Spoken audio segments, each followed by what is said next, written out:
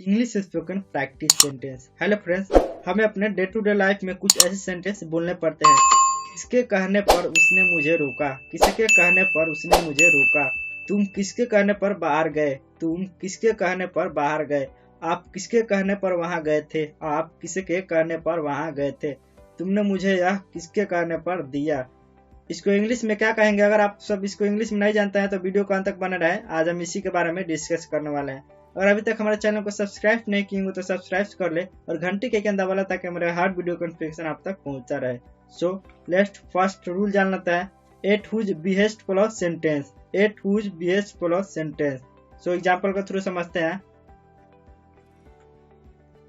तुम किसके कहने पर बाहर गए, तुम किसके कहने पर बाहर गए।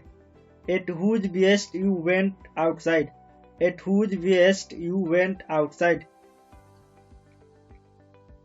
किसके कहने पर उसने मुझे रोका, किसके कहने पर उसने मुझे रोका।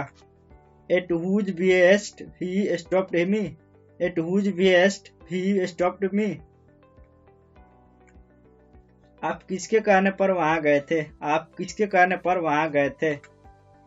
At whose behest you went there, at whose behest you went there। किसके कहने पर तुमने उसे काटा, किसके कहने पर तुमने उसे काटा।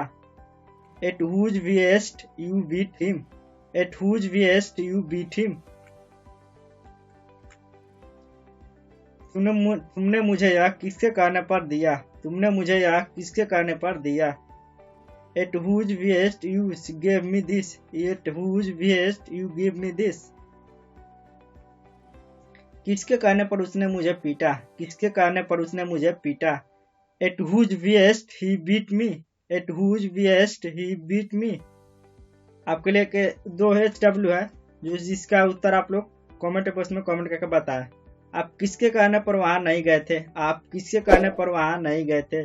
किसके इशारे पर झूठ बोल रहे हो, किसके इशारे पर झूठ बोल रहे हो। अगर अभी तक हमारे चैनल को सब्सक्राइब नहीं किए हो तो सब्सक्राइब कर ले और घंटी के आइकन दबा ले ताकि हमारे हर वीडियो का नोटिफिकेशन आप तक पहुंचता रहे।